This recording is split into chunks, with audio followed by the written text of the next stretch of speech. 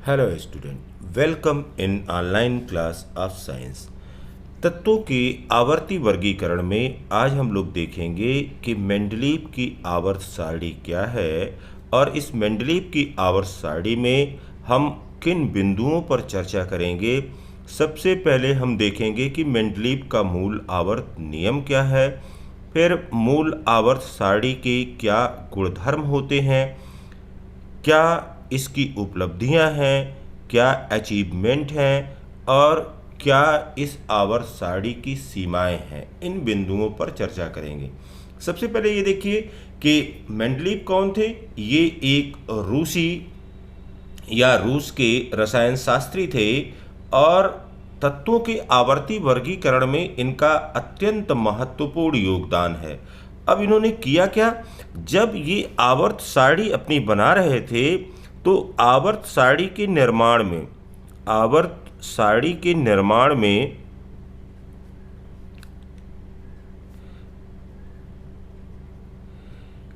किन गुणधर्मों का उपयोग किया,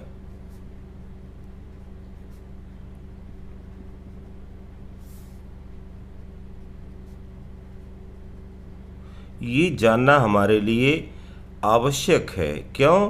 क्योंकि बिना इसके इसका बेस नहीं बन सकता है कि आवर्त सारणी इन्होंने किस प्रकार से बनाया था।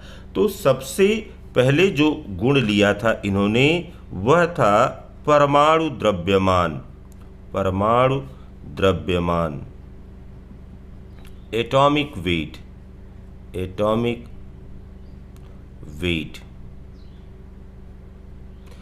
यह इनका पहला गुणधर्म था।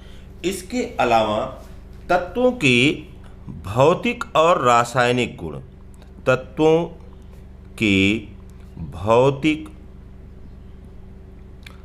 और रासायनिक गुण, इन दो बिंदुओं पर परमाणु द्रव्यमान और तत्वों के भौतिक और रासायनिक गुणधर्मों की समानता के आधार पर ही उन्होंने तत्वों को व्यवस्थित किया। अब जिस समय यह वर्गीकरण इन्होंने प्रारंभ किया उस समय तक हमको 63 तत्व ज्ञात थे। 63 तत्व उस समय तक ज्ञात थे और इन्हीं 63 तत्वों का वर्गीकरण किया।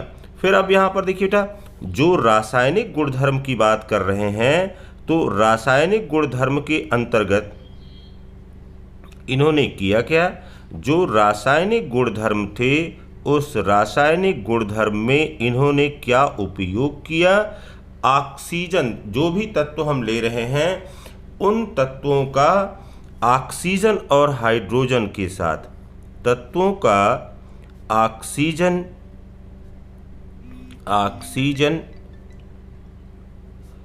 और हाइड्रोजन के साथ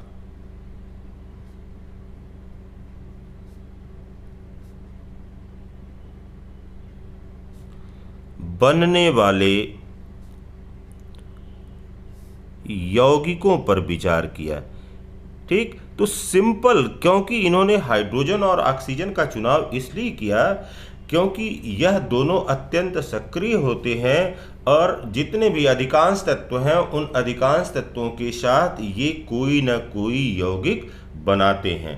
तो तत्व के साथ बनने वाले जो हाइड्राइड हैं और तत्व के साथ बनने वाले ऑक्साइड, तत्व के साथ बनने वाले हाइड्राइड, तत्व के साथ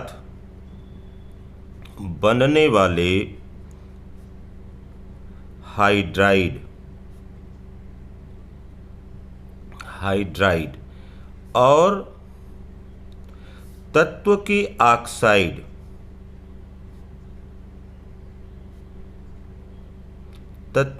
ऑक्साइड, के सूत्र के जो सूत्र हैं को वर्गीकरण का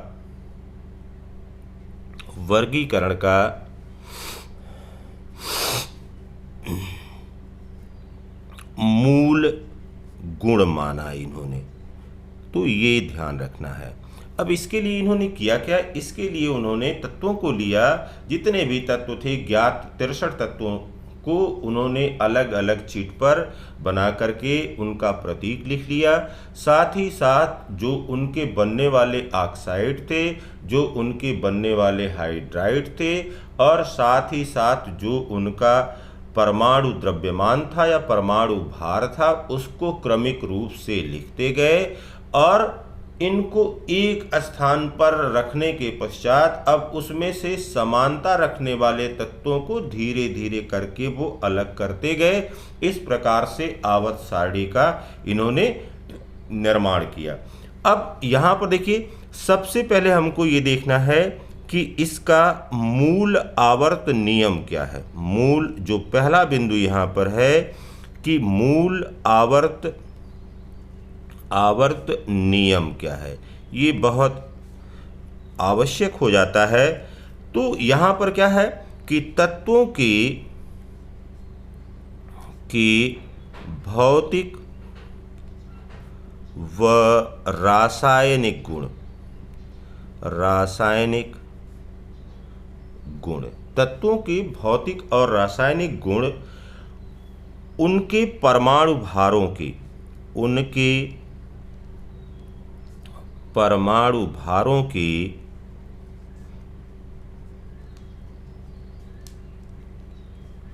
आवर्ती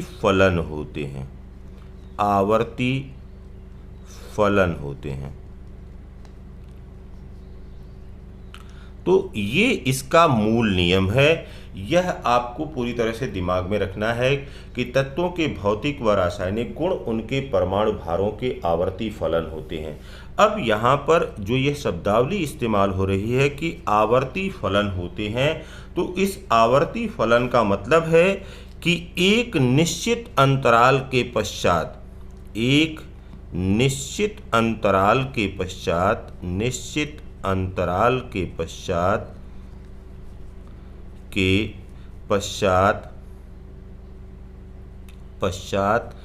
गुण दोहराए जाते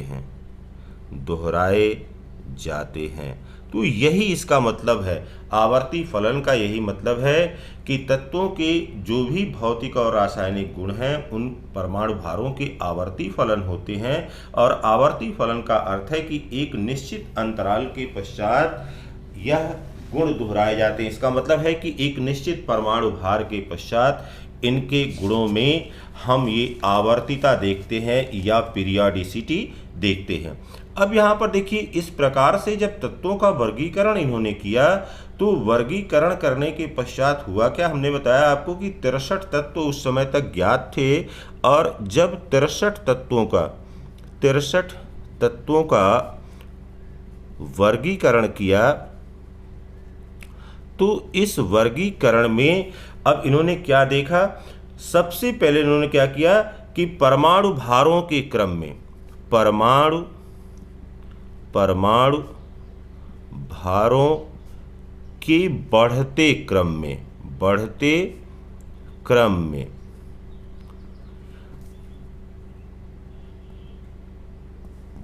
तत्वों को क्षैतिज पंक्तियों के रूप में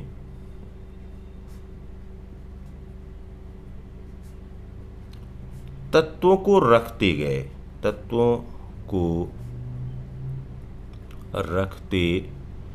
गए। अब ये तत्वों को इन्होंने परमाणु भारों को बढ़ते क्रम में रखना प्रारंभ किया और क्षैतिज पंक्तियों में, ये देखना है, इसका मतलब हॉरिजॉन्टल रो के रूप में ये रखना जब प्रारंभ किया, तो अब समान गुणधर्म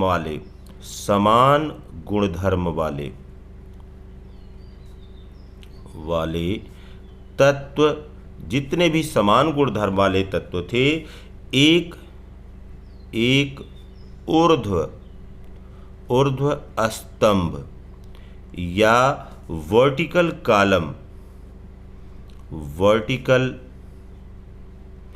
कॉलम में व्यवस्थित हो गए,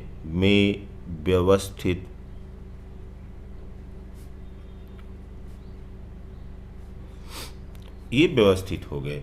अब फिर देखिए यहाँ पर दूसरी बात, जो क्षैतिज पंक्तियाँ बन रही हैं, क्षैतिज पंक्तियाँ बन रही हैं, इन क्षैतिज पंक्तियों को या जो हॉरिजेंटल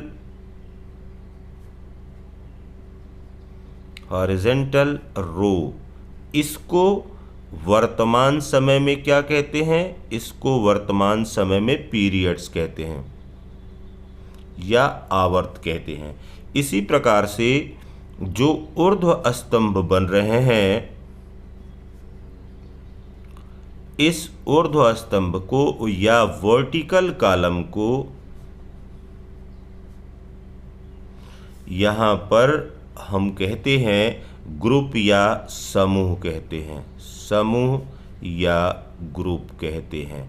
तो इस प्रकार से 63 तत्वों को बढ़ते हुए परमाणु भार के क्रम में हम क्रमिक रूप से रखते चले गए। समान गुणधर्म वाले तत्व एक स्थान पर आते गए और समान गुणधर्म वाले तत्व एक समूह में इस प्रकार से व्यवस्थित होते चले। अब देखिए यहाँ पर यह मेंडलीव की मूल आवर्त सारणी है। हमने कहा कि मूल आवर्त सारणी बनाने के लिए मेंडलीव ने क्या किया? तत्वों के 3 गुणों पर अपना ध्यान केंद्रित किया। पहला गुण था कि इन्होंने सबसे पहले अपने को सेंट्रलाइज किया। किस पर? सबसे पहले सेंट्रलाइज किया इन्होंने परमाणु भार पर, कि प्रत्येक तत्व का परमाणु भार कितना है। फिर इनके भौतिक गुण क्या हैं, भौतिक गुण क्या हैं, और फिर सेंट्रलाइज किया इन्होंने कि तत्वों के यह रासायनिक गुण क्या हैं या केमिकल प्रॉपर्टी। तो इन्हीं गुणों को आधार मान करके आवर्त सारणी का निर्माण किया। फिर आगे आपको बताया था कि आवर्त सारणी के निर्माण का मूल आधार क्या है? तत्वों का ऑक्सीजन और हाइड्रोजन के साथ क्रिया, की कोई भी तत्व ऑक्सीजन या हाइड्रोजन के साथ किस प्रकार से क्रिया करता है। तो जो ऑक्साइड बन रहे हैं या जो हाइड्राइड बन रहे हैं उसके लिए यहाँ पर सूत्र लिखा हुआ है। अब ये देखिए, कोई भी तत्व, यहाँ पर आर प्रतीक है किसी तत्व का, जो यहाँ पर आर लिखे हुए हैं यह किसी भी तत्व का प्रतीक है। अब यहाँ पर देखिए, जो पहला समूह है, इस पहले समूह के लिए ऑक्साइड का इसका सूत्र क्या हो जाएगा? यहाँ पर अगर पहला समूह है तो इसकी संयोजकता कितनी हो जाएगी? इसकी संयोजकता यहाँ पर फर्स्ट समूह के लिए 1 हो जाएगी। तो अब ऑक्सीजन के साथ क्रिया देखिए, ये हो गया R और ये हो गया O, ऑक्सीजन। अब ऑक्सीजन की संयोजकता कितनी है? 2 है, और इस R की संयोजकता कितनी है? 1 है। तो ये हो गया R2O, और वही बात यहाँ पर लिखा है कि यह R2O किस प्रकार से हमको मिल रहा है। इसी प्रकार से दूसरा देख लीजिए, यहाँ पर दूसरे के लिए क्या किया है? ये लिखा हुआ है RO, यह किस समूह के लिए है? द्वितीय समूह के लिए है। अब यहाँ पर देखिए, इसकी संयोजकता दूसरे समूह में कितनी है? 2 है। ऑक्सीजन की संयोजकता कितनी है? 2 है। तो इसको लिखेंगे R2O2, या यह हो जाएगा RO के बराबर। इसी प्रकार से इन हाइड्राइड के लिए सूत्र लिखा है। तो प्रत्येक तत्व के, प्रत्येक वर्ग के तत्व के ऑक्साइड के लिए और प्रत्येक तत्व के हाइड्राइड के प्रत्येक वर्ग के लिए यहाँ पर इस प्रकार से इन्होंने सूत्र बना लिया। तत्वों के ऑक्साइड और हाइड्राइड किस प्रकार से बन रहे हैं उस आधार पर इन्होंने कर लिया। अब यहाँ पर देखिए, पूरा पीरियोडिक टेबल में एलिमेंट हमने नहीं रखा हुआ है और इसको एलिमेंट सहित आपको याद भी करने की जरूरत नहीं है, बस केवल आपको क्या क्या जानना है। यहाँ पर सबसे पहले यहाँ पर देखिए कि यहाँ पर अब 1 2 3 4 5 6 और 7। तो पहली बात यहाँ से क्या निकल करके आ रही है कि यहाँ पर 7 क्षैतिज पंक्तियाँ हैं, 7 क्षैतिज पंक्तियाँ हैं। इन 7 क्षैतिज पंक्तियों को कहते क्या हैं? इन 7 क्षैतिज पंक्तियों को हम आवर्त कहते हैं। फिर देखिए, अब इसी प्रकार से यहाँ पर 1 से लेकर के और यह 8 तक, नंबर 2, यहाँ पर कुल 8 ऊर्ध्वाधर ऊर्ध्वाधर स्तंभ हैं। 8 ऊर्ध्वाधर स्तंभ हैं। ये वर्टिकल कॉलम हैं। इनको क्या कहते हैं? इनको ग्रुप कहते हैं। ग्रुप कहते हैं या इनको समूह कहते हैं। फिर देखिए, अब समूह में जितने भी तत्व होते हैं उन समूह के तत्वों के गुण आपस में समान होते हैं। फिर देखिए, अब यहाँ पर जितने भी ग्रुप हैं उनको A B A B A B इस प्रकार से, इसका मतलब है कि प्रत्येक समूह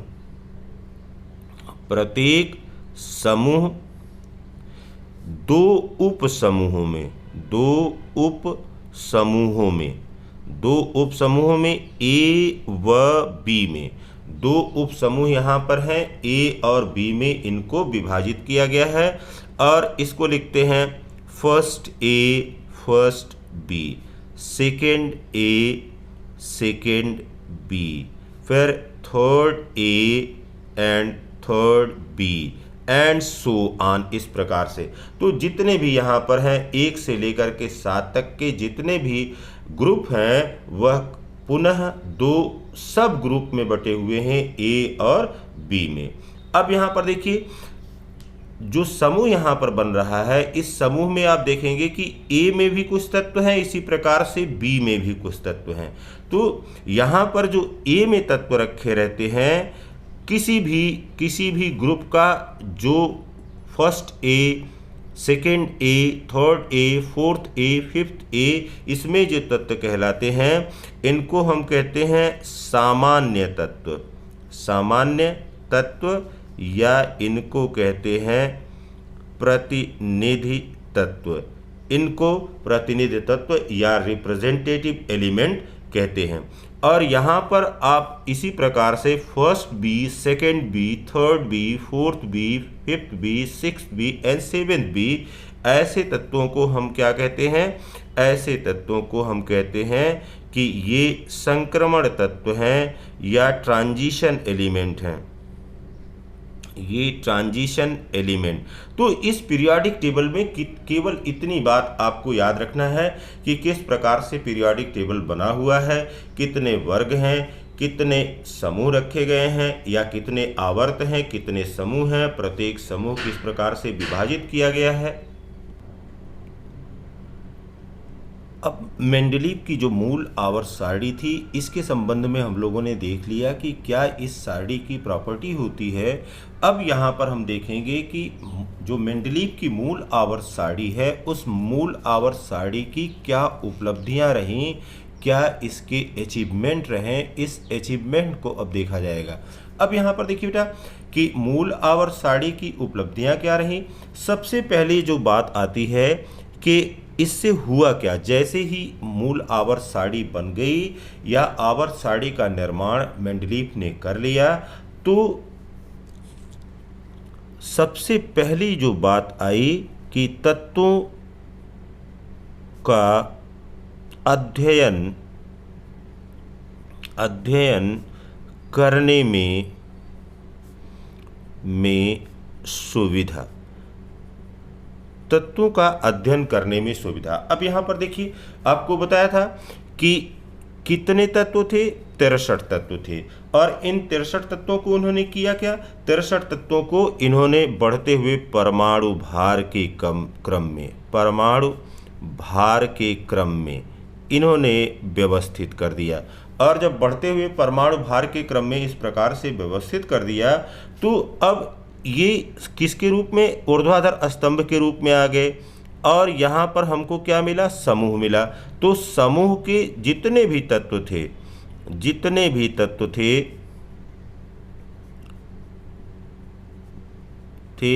ये गुणों में समानता रखते थे। अब जब गुणों में समानता रखते थे तो समूह के किसी भी एक तत्व का अगर अध्ययन आप कर लेते हैं तो उस समूह के बारे में आप अपना अनुमान लगा सकते हैं। अब देखिए, आवर्त सारणी को बनाते समय मेंडलीव के दिमाग में या उनके मस्तिष्क में क्या बात रही होगी, उसके संबंध में चर्चा किया है कि मेंडलीव ने केवल परमाणु भारों का बढ़ता हुआ क्रम ध्यान में रखा और समान तत्वों को एक समूह में रखा। तो ये दो बातें थी। अब समान गुण वाले तत्वों को एक समूह में रखते समय क्या हुआ कि मेंडलीफ ने कभी कभी अधिक परमाणु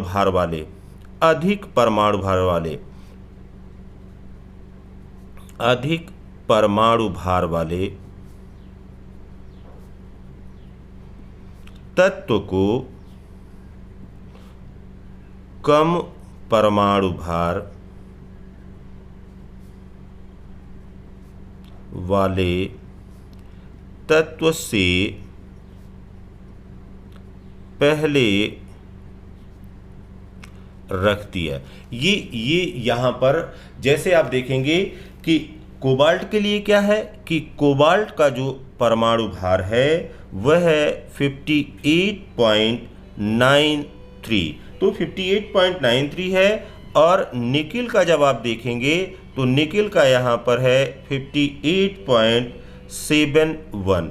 तो अब यहाँ पर कोबाल्ट को निकिल से पहले रख दिया गया है, जबकि निकिल को यहाँ पर कोबाल्ट को पहले रखा गया है, निकिल को बाद में रखा गया है। इसी प्रकार से टेलोरियम के लिए भी है और आयोडीन के लिए भी है। तो लेकिन इससे फायदा ये अवश्य हुआ कि हमको तत्वों का अध्ययन करना आसान हो गया। अब किसी समूह के एक तत्व का अध्ययन आप कर लेते हैं अगर, तो उस समूह के सभी तत्वों की जानकारी आपको हो जाती है। फिर दूसरी बात यहाँ पर जो निकल करके आती है वह है नए तत्वों का पूर्वानुमान। नए तत्वों का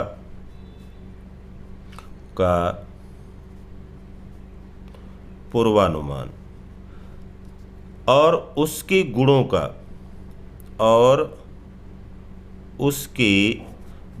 का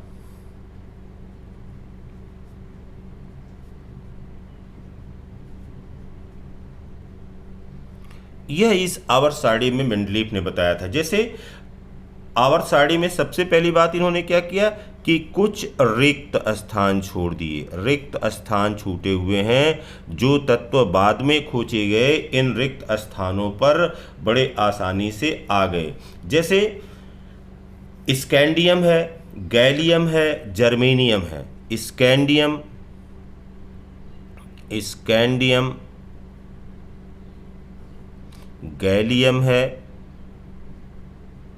गैलियम है, फिर जर्मेनियम है।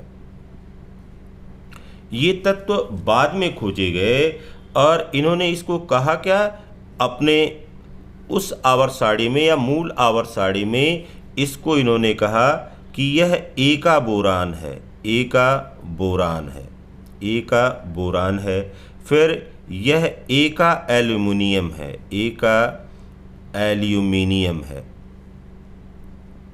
फिर इसी प्रकार से यह एका सिलिकन है।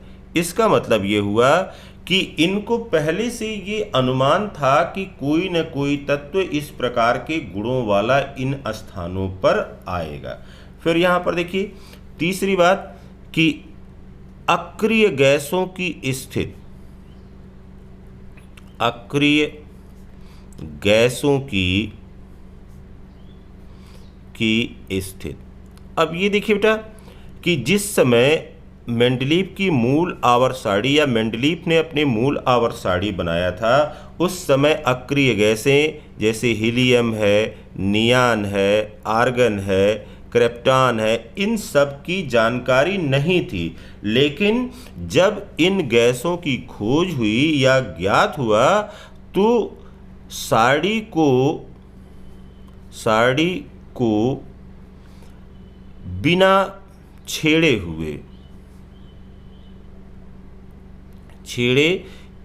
इस तत्वों को एक नए वर्ग में व्यवस्थित कर दिया गया और इसको क्या कहा गया, इसको जीरो ग्रुप कहा गया। तो आप देख रहे हैं कि यहाँ पर अब हमको जो है नया समूह स्थापित कर दिया गया, उसको जीरो ग्रुप कह दिया गया। इसका मतलब है कि जो उनकी पुरानी व्यवस्था थी उस पुरानी व्यवस्था में किसी प्रकार से कोई छेड़छाड़ नहीं किया गया। फिर देखिए चौथी बात यहाँ पर निकल करके आती है कि संदेहास्पद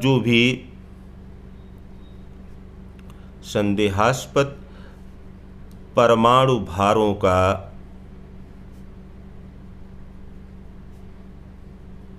निराकरण किया इन्होंने।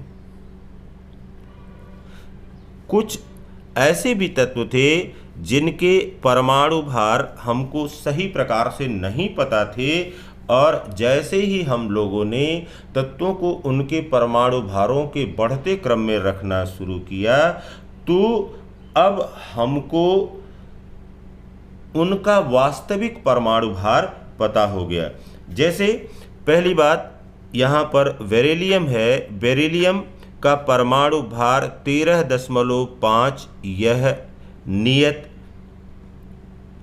किया गया, और बाद में जो प्रायोगिक रूप से हमको प्राप्त हुआ तो ये पता चला कि नहीं, ये इस तरह से होना चाहिए, और इसे कार्बन और नाइट्रोजन के बीच में होना चाहिए था। लेकिन हो क्या रहा है, बेरिलियम का गुण मैग्नीशियम से समानता प्रदर्शित करता था और उसे वहीं पर रखा गया। तो आप देख रहे हैं वह आवर्त सारणी में आप देखेंगे कि बेरिलियम के साथ ही मैग्नीशियम को रखा गया है, उसी समूह में रखा गया है। और इस आधार पर इसकी संयोजकता कितनी हुई, इस आधार पर इसकी संयोजकता 2 हुई, और इसका परमाणु भार क्या हुआ, इसका परमाणु भार हमको जो पता चला वो कितना पता चला, यह 9 परमाणु भार हमको पता चला। तो ऐसे बहुत से तत्व थे जिनके परमाणु भारों की वास्तविक जानकारी नहीं थी। जब उनके गुणों की समानता के आधार पर बढ़ते हुए परमाणु क्रमांक के आधार पर रखना शुरू किया गया, तो स्वमेव इनके वास्तविक परमाणु भार हमको पता चल गए। अब हम लोग देखते हैं कि मेंडलीव की आवर्त सारणी की क्या सीमाएं हैं या क्या इसका दोष है। तो सबसे पहले आप ये देख लीजिए कि हाइड्रोजन का स्थान यह आवर्त सारणी में आज भी निश्चित नहीं है। अगर आप आधुनिक आवर्त सारणी की बात करेंगे या दीर्घाकार आवर्त सारणी की long form of the periodic table की बात करेंगे, तब उसमें भी हाइड्रोजन का स्थान निश्चित नहीं है। अब यहाँ पर देखिए हाइड्रोजन में आप देखेंगे कि के सेल में 1 इलेक्ट्रॉन होता है, यहाँ पर केवल 1 इलेक्ट्रॉन है, 1H1 ये है, 1 इलेक्ट्रॉन है। तो अब इसका मतलब है कि के सेल में जब इसके 1 इलेक्ट्रॉन है तो के सेल में 1 इलेक्ट्रॉनिक विन्यास होने पर क्या करेगा, यह जो क्षारीय धातुएं हैं, क्षारीय धातुओं से यह समानता प्रदर्शित करेगा, समानता प्रदर्शित करेगा। अब क्षारीय धातु में क्या है, लिथियम है, सोडियम है, पोटेशियम है, इन सब से समानता प्रदर्शित करेगा। अब इसका मतलब ये होना चाहिए कि यह जिस प्रकार से सोडियम अपने यौगिक बनाता है उसी प्रकार से हाइड्रोजन के भी यौगिक होनी चाहिए। जैसे देखिए अगर हाइड्रोजन हैलोजन से अभिक्रिया कर रहा है, यह Cl बना रहा है, यह सोडियम हैलोजन से अभिक्रिया कर रहा है, यह सोडियम क्लोराइड बना रहा है। इसी प्रकार से अगर यह ऑक्सीजन से क्रिया करेगा तो H2O बनाएगा।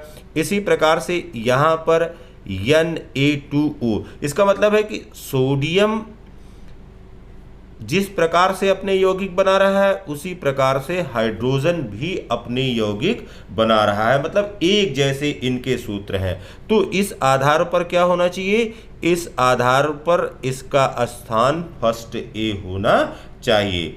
लेकिन अब ये देखिए अक्रिय गैसों की अस्थायी संरचना प्राप्त करने के लिए अक्रिय गैसों की अस्थायी संरचना प्राप्त करने के लिए क्या होना चाहिए, यह अपना 1 इलेक्ट्रॉन या तो त्याग दे या तो 1 इलेक्ट्रॉन इसको कहीं से मिल जाए। दोनों स्थितियों में हो सकता है कि अपने 1 इलेक्ट्रॉन को त्याग कर दे अथवा 1 इलेक्ट्रॉन को ग्रहण कर दे, तो दोनों परिस्थितियां हो सकती हैं। अब आपको बताया हुआ है कि इसी आधार पर परिभाषा धातु और अधातु की है कि यदि कोई 1 इलेक्ट्रॉन का त्याग करके धनायन बनाने की प्रवृत्ति रखता है तो वो धातु कहलाता है, और 1 इलेक्ट्रॉन को ग्रहण करके यदि वह ऋणायन बनाने की प्रवृत्ति रखता है तो हम उसको अधातु कहते हैं। अब ये देखिए, इसका मतलब ये हुआ कि यह फ्लोरीन, क्लोरीन, ब्रोमीन, आयोडीन, इन तत्वों जिनको कि हम हैलोजन तत्व कहते हैं, इन हैलोजन तत्वों की तरह इसमें एक इलेक्ट्रॉन को ग्रहण करने की भी क्षमता है कि एक इलेक्ट्रॉन को ग्रहण करके और ये डाई एटॉमिक मॉलिक्यूल बना लेगा। जैसे हाइड्रोजन के साथ अगर मान लीजिए देख रहे हैं तो यह अब आयनिक यौगिक भी बना सकता है और सहसंयोजी यौगिक भी बना सकता है। अब ये देखिए, यही सब समस्या है इसमें, आयनिक यौगिक भी बना सकता है और सहसंयोजी यौगिक भी बना सकता है। अब आयनिक यौगिक कैसे बना सकता है? जैसे Na+ और H-, ये सोडियम हाइड्राइड हो गया। इसी प्रकार से यह CH4 बना सकता है, NH3 बना सकता है। तो सहसंयोजी यौगिक बनाने का गुण भी रख रहा है और आयनिक यौगिक भी बनाने का गुण रख रहा है। एक इलेक्ट्रॉन को त्याग भी कर सकता है, एक इलेक्ट्रॉन को ग्रहण भी कर सकता है। तो इसका स्थान क्या होगा? इसका स्थान यह फर्स्ट ए जो यहाँ पर बताया है कि ये फर्स्ट ए भी हो सकता है। इसी प्रकार से इसको हम हैलोजन के साथ 7A में भी रख सकते हैं। तो आज भी निश्चित रूप से आवर्त सारणी में हाइड्रोजन को नियत स्थान नहीं दिया जा सकता है, क्योंकि यह धातुओं के भी गुण प्रदर्शित करता है, अधातुओं के गुण भी प्रदर्शित करता है, लेकिन इसके अधिकांश गुण धातुओं की तरह होते हैं, जिसके कारण इसको आवर्त सारणी में हम धातुओं वाले वर्ग की तरफ या धातुओं वाले समूह की तरफ इसको रख देते हैं। फिर देखिए, अगली बात आती है कि समस्थानिकों की स्थिति या पोजीशन ऑफ आइसोटोप। अब यहाँ पर देखिए, मेंडलीफ ने जब अपनी आवर्त सारणी बनाया था तो मेंडलीफ ने अपनी आवर्त सारणी में तत्वों को उनके बढ़ते हुए परमाणु भारों के क्रम में रखा। तो अगर हम हाइड्रोजन लेते हैं, जैसे हाइड्रोजन है, अब हाइड्रोजन के हमारे पास 3 समस्थानिक हैं, 1H1, फिर 1H2 और फिर है 1H3। इसको प्रोटियम कहते हैं, इसको ड्यूटीरियम कहते हैं और इसको ट्राइटियम कहते हैं।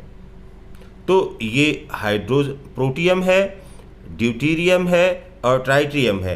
तो इसके 3 समस्थानिक हमको मिल रहे हैं। अगर तत्वों को उनके परमाणु भारों के बढ़ते क्रम में रखा गया है तो इन तीनों को अलग अलग स्थान मिलना चाहिए था। इसी प्रकार से क्लोरीन के संबंध में आप देखिए कि 17Cl35 भी मिलता है और 17Cl37। अब यहाँ पर भी 2 आपको देख रहे हैं कि 2 परमाणु भार हमको मिल रहे हैं। तो इन दोनों परमाणु भारों के आधार पर क्लोरीन के जो 2 समस्थानिक हैं, इन दोनों समस्थानिकों को भी अलग अलग स्थान मिलना चाहिए था, लेकिन ऐसी कोई बात इस आवर्त सारणी में नहीं थी। तो समस्थानिकों की स्थिति यह मेंडलीफ की आवर्त सारणी या मेंडलीफ की आवर्त के नियम के लिए एक विशेष चुनौती थी। फिर देखिए, अगली बात आ रही है कि कुछ जोड़ी तत्वों की विषम स्थिति, जिसमें अभी चर्चा किया था कि कोबाल्ट और निकिल है। तो आप देखें कि कोबाल्ट का जो परमाणु भार है, एटॉमिक वेट है, यह अधिक है और निकिल का जो एटॉमिक वेट है यह कम है। लेकिन हम क्या किए हुए हैं कि कोबाल्ट को पहले रखे हुए हैं और निकिल को बाद में रखे हुए हैं। तो यहाँ पर कोबाल्ट जिसका परमाणु भार अधिक है, कोबाल्ट को हमने क्या किया है, पहले रखा है, और निकिल को क्या किया हुआ है, निकिल को हमने बाद में रखा हुआ है। तो अभी भी कुछ जोड़ी तत्वों की विषम स्थिति है, उस पीरियोडिक टेबल में आगे पीछे तत्व हो गए हैं। फिर देखिए, एक ही समूह के 2 उप समूहों के गुणों में असमानता है। आपको बताया था कि जो प्रत्येक समूह है, जैसे फर्स्ट है, सेकेंड है, थर्ड है, अब यहाँ पर इसको फिर डिवाइड किया गया है, फर्स्ट ए फिर फर्स्ट बी। इसी प्रकार से इसको सेकेंड ए फिर सेकेंड बी, इसी प्रकार से इसको third A and third B and so on. इसका मतलब है कि प्रत्येक समूह को 2 उप समूहों में विभाजित किया गया। अब यहाँ पर देखिए फर्स्ट ए में जो तत्व रखा गया है वह लिथियम है, सोडियम है, पोटेशियम है, रुबिडियम है, सीजियम है। इसी प्रकार से अब यहीं पर फर्स्ट बी में जो तत्व रखा गया है इसमें कॉपर है, फिर सिल्वर है और गोल्ड है। अब ये देखिए इन दोनों में पर्याप्त असमानता है। आप देख सकते हैं कि कॉपर, सिल्वर, गोल्ड की अलग प्रॉपर्टी होती है, लिथियम, सोडियम और पोटेशियम की अलग प्रॉपर्टी होती है। तो इस आधार पर हम देख रहे हैं कि एक ही समूह के जो 2 तत्व हैं, एक ही समूह के दोनों तत्वों के गुणों में असमानता पाई जाती है। फिर देखिए नए तत्वों के अनुमान में भी कुछ अनिश्चितता है। जैसे मेंडलीफ ने मूल आवर्त सारणी जो बनाया उसमें तत्वों को परमाणु भारों के बढ़ते क्रम में रखा गया है। एक तत्व से दूसरे तत्व की ओर आगे बढ़ने पर परमाणु भार निश्चित रूप से या नियमित रूप से नहीं बढ़ते हैं। अतः यह अनुमान लगाना हम लोगों के लिए कठिन हो जाता है कि 2 तत्वों के बीच में कितने तत्व खोजे जा सकते हैं। तो जो पूर्वानुमान की बात थी वो पूर्वानुमान की बात पूरी तरह से ये नहीं है कि आप निश्चित रूप से कुछ कह सकते हैं। Have a nice day.